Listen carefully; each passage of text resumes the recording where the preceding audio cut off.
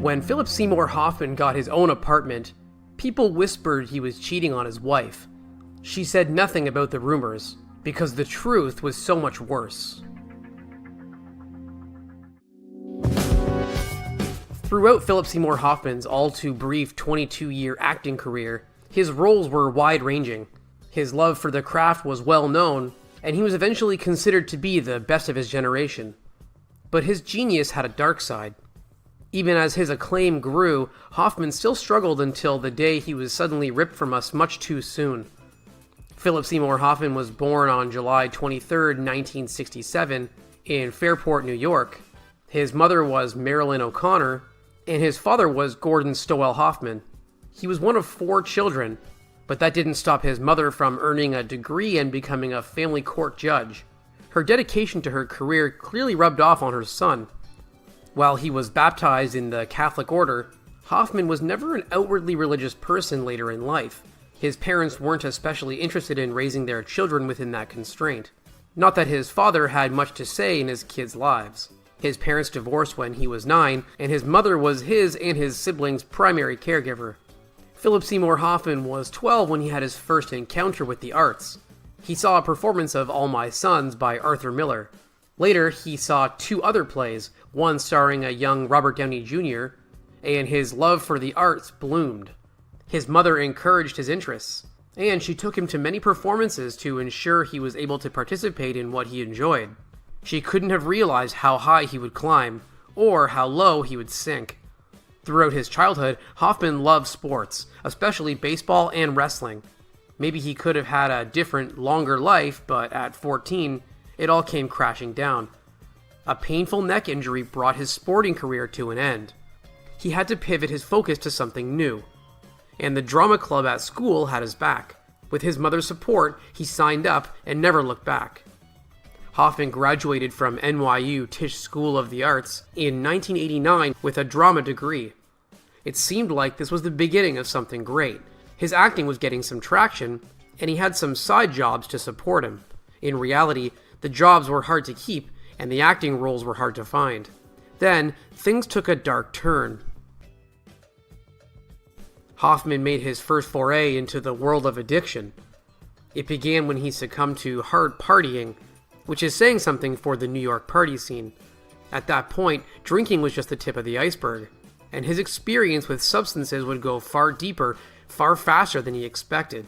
Hoffman used whatever he could and whatever caught his interest. He drank heavily and used non-prescription substances regularly, but when he turned 22, something changed.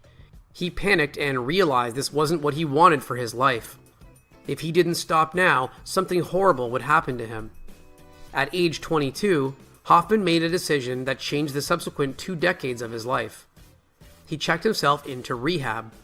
This wisdom is what allowed his acting pursuits to truly begin and for Philip's acting abilities to flourish post-sobriety. But his future partner, Mimi O'Donnell, stated that just because he was clean didn't mean the addiction had gone away. As we'll see, this couldn't be more accurate. Hoffman debuted on screen in 1991 in an episode of Law & Order. Okay. Look at me! Do you hear me, Katana? You hear me? I want you to know exactly what... And the following year, he appeared in a film for the first time.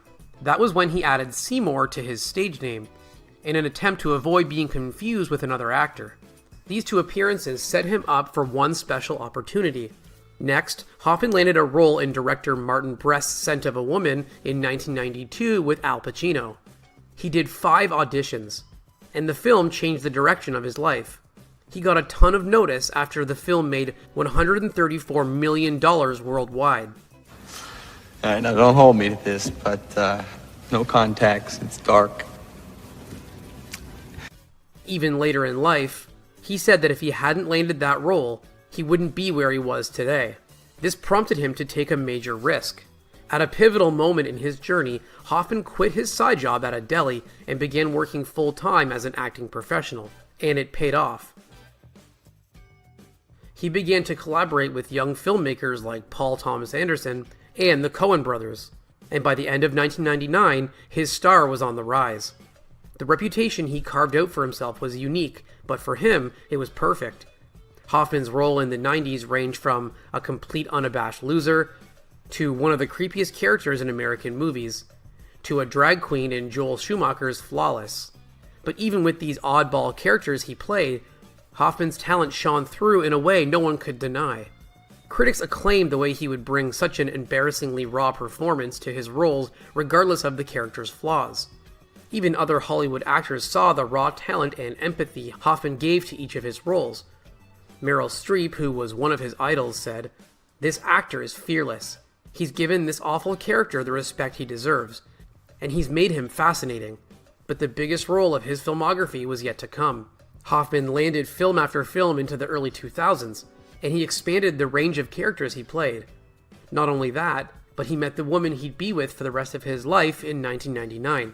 Mimi O'Donnell came into his life when he brought her onto a project as a costume designer. Little did either of them know they'd found their life partners. When they first met, the two were already in a relationship with other people. This stalled their romantic connection for a while, but allowed them to explore one another in different ways. Mimi said they fell for each other artistically first, before anything happened on the romantic front. But before anything more could happen between them, Hoffman had to confide in her his darkest secret. He had been sober for about a decade by the time he met Mimi, but as the pair started dating in 2001, he saw that their relationship was going to last. He admitted his past to her, disclosing his experience with addiction. She said he was very frank about his history and treated it with the weight it deserved. But fortunately, this shadow in his past seemed exactly that, a shadow. Hoffman landed the lead role in 2005's Capote, a film about controversial writer Truman Capote and his book In Cold Blood, written in 1965. For an actor who'd seemingly done everything, depicting an eccentric American author was a new challenge, and one that he was so excited to take on. As he had in previous roles, Hoffman fell into the character completely. Hoffman's method meant he spent over 4 months preparing for the film. He took intense care to analyze Truman Capote's mannerisms and tendencies, all of his little quirks.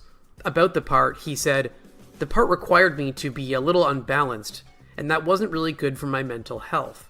Not only that, but there was another layer of discomfort he dealt with. Hoffman manipulated his body to conform to Truman Capote's stature. He even lost weight for the role, but that didn't compare to pitching his voice high enough to mimic the well-known tones of the author. Feel like you're spiting me. Do you think I took this job to spite you? He didn't let himself relax between takes. He said he had to stay in character all day, otherwise he would give his body a chance to bail on him. The actor's respect for the characters he played was immense. It was his approach to every single role, and about the eccentric writer, he said he felt that he had to express the vitality and the nuances Truman had in his life. The effort he put into respectfully and accurately portraying the author primed him for award season. His effort was all worth it. After Capote hit screens in 2005, Hoffman won the Academy Award for Best Actor. This was his first Oscar, and the first award he'd received for a leading role in a film, as many of his other awards were for either Best Supporting Actor or for stage performances. Still a young man, Philip Seymour Hoffman was running out of mountains to climb, but for him, it was all about the work. In 2006, interviewers asked him why he played characters who had such undeniably negative qualities. He said, "I didn't go out looking for negative characters. I went out looking for people who have a struggle and a fight to tackle. That's what interests me." But sometimes this meant he wound up with very unflattering roles, and this perception bled out into real life. Despite all of Hoffman's jaw-dropping performances, he still felt like audiences in Hollywood didn't quite see him. Many interviews and articles described him using negative descriptors, reducing his off-screen presence to his physical attributes. He said, "A lot of people describe me as chubby, stocky, fair-skinned, tow-headed. I'm waiting for someone to say that I'm at least cute, but nobody has." Philip Seymour Hoffman was becoming a true household name, and he decided to make his official jaunt into directing. In 2012, he released his first and only directorial effort, Jack Goes Boating. However, this time, the critics turned on him. One called it a film so weak I could barely remember what it was about as I left. But luckily, on the acting front, Hoffman was soaring higher than ever. He balanced artistic pursuits, like starring in Paul Thomas Anderson's The Master with Joaquin Phoenix, with more commercial choices, like appearing in the Hunger Games franchise. The blockbuster series brought his name to younger audiences, and he had a fantastic filmography for them to look back on. It seemed like he was only becoming more famous. But tragedy waited in the wings during some of his most successful years. After his eventual passing, Mimi O'Donnell revealed the stressors that Hoffman was dealing with at the time, including aging, friends' marriages deteriorating around him, and his therapist losing a battle with cancer. To add to that, he and his AA friends ran into problems, and he was facing a love-hate relationship with acting. It was becoming too much to bear. On acting, Hoffman said he held himself to high standards. In 2012, he said, "The job isn't difficult. Doing it well is difficult." He also disclosed that the desire to act is easy, but trying to be great, well, that's absolutely torturous. His constant shifting between love and loathing acting was familiar to those in his life, including a surprising well-known author. John le Carré and Hoffman worked together on the film adaptation of A Most Wanted Man. They spent enough time together for John to get a good read on Hoffman and his work ethic. John said it was painful and exhausting work, and probably in the end his undoing. The world was too bright for him to handle. External forces were starting to pile up for Hoffman. Mimi revealed that Hoffman asked for her thoughts on him drinking again, what she later stated was a red flag, and how he subsequently would have a drink or two per week. For a while, it didn't seem like it was affecting him. He seemed in control of his temptations. That is, until something worse sucked him back down. In 2012, the shadows of his past addictions had fully reared their heads again. For a whole year, Hoffman became dependent on prescription substances in addition to drinking. This brought back every bit of his addiction in full force. Everything he thought he'd left behind 23 years ago came flooding back. Hoffman became unpredictable and turbulent. He even started falling asleep during interviews while promoting The Master at the Venice Film Festival. Then, in early 2013, he turned to an even more harmful substance. After a week of using the hard substance, Hoffman admitted himself for a 10-day stint at a detoxification facility in an effort to stop the returning habit in its tracks. Unfortunately, his first effort to regain control wasn't successful. Once he left the facility, he and Mimi agreed he'd move to a separate apartment near their family home. This was so that he didn't put their children in danger, nor subject them to hearing the details of his habits. But this meant he was often alone. Mimi recalled that she was extremely concerned, and she was right to be. Rumors began to spread about their separate living situation. Some thought Hoffman and Mimi's relationship was on the rocks, and some claimed they separated in 2013. But Mimi stated after the fact that she and Philip were dedicated to their romantic partnership. Even in the throes of his substance use, Mimi stood by his side and supported him as best as she could. Mimi recalls telling him that his relapse into the abuse of substances would be the end of him. She said, "Every day was filled with worry. Every night when he went out, I wondered, will I ever see him again?" The relationship may not have been unstable, but Hoffman was certainly going through a turbulent time. Her worries only increased when Hoffman took another downward turn. Hoffman traded prescription substances for non-prescription ones, the same ones he grappled with the first time he was deep into his addictions. He tried valiantly to get his desires under control, even going so far as to go back to rehab. He only used the dangerous non-prescription substances for about a week before realizing he needed the intensive help of rehab again. His close friend, Shalom Auslander, revealed that Hoffman's time in the facility was worse than expected. Shalom alleges that a fellow patient in the rehabilitation facility had nefarious intentions. Up until this point, Hoffman had kept his time recovering a secret from prying eyes. This patient destroyed his privacy when they supposedly took several videos of the actor in secret during group therapy. Shalom then stated that they sold the tapes to a news website. Allegedly, the news website used the tapes to blackmail Hoffman into giving an exclusive interview. If he didn't agree, they would release the sensitive material, detailing his difficulties with addiction to the public. Philip didn't want his actions to affect his 3 children, so he went along with the interview. Those last few months were beginning to take their toll. Hoffman left rehab sometime in late 2013, and it seemed like he was getting better. He left the facility after completing a detox of all the substances in his system, leaving him with nearly a blank slate to return to sobriety. He even thanked a great group of friends and family for their support during this trying time. It was an improvement, but there was still a long way to go before he could put this behind him. When Shalom saw Hoffman on the set of their upcoming 2013 TV series, Happy-ish, the actor was irritable and erratic. Shalom attributes this to the ongoing detox, which often comes with nausea, pain, and other uncomfortable symptoms.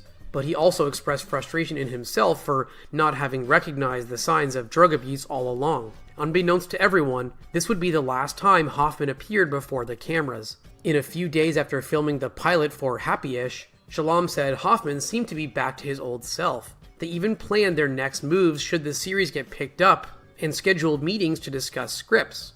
But as they went their separate ways, Shalom had a strange impulse to tell Hoffman, "Don't go die on me."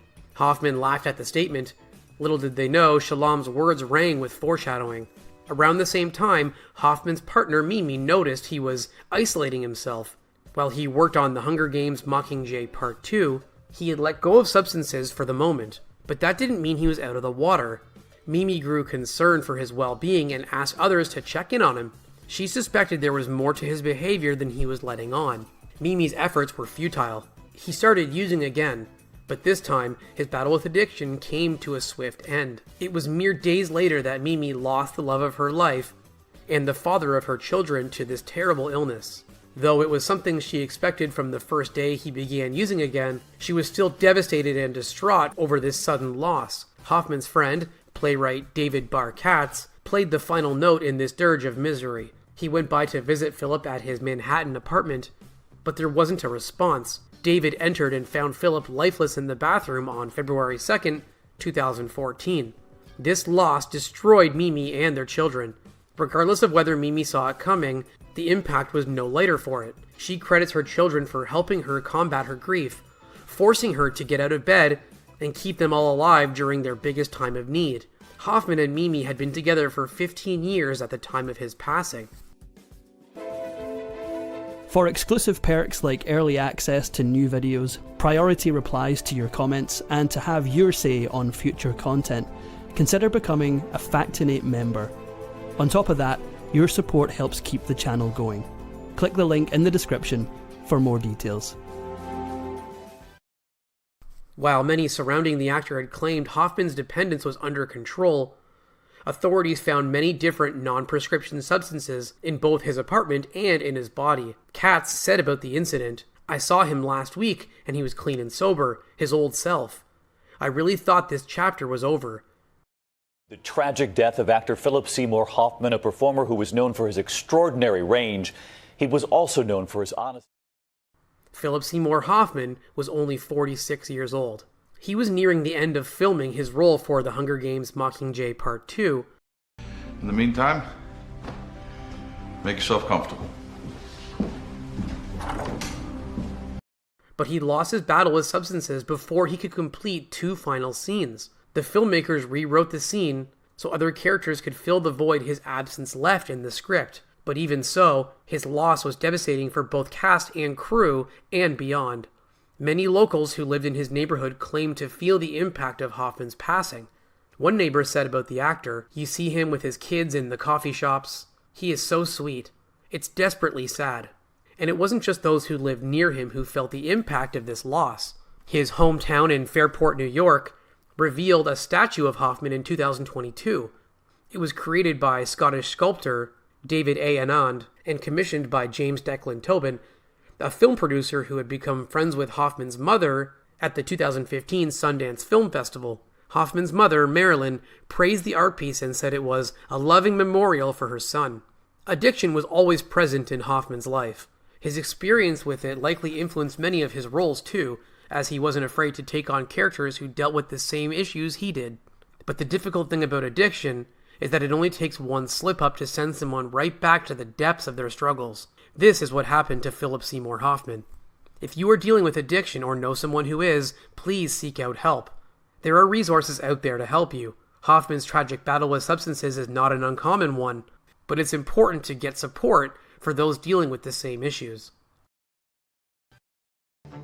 If you enjoyed this Factinate video, give it a thumbs up and subscribe for more incredible stories. Want to say in who we cover next? Join our membership program through the link in the description for exclusive perks. Your support means everything to us. Thank you for watching, and we'll see you in the next one.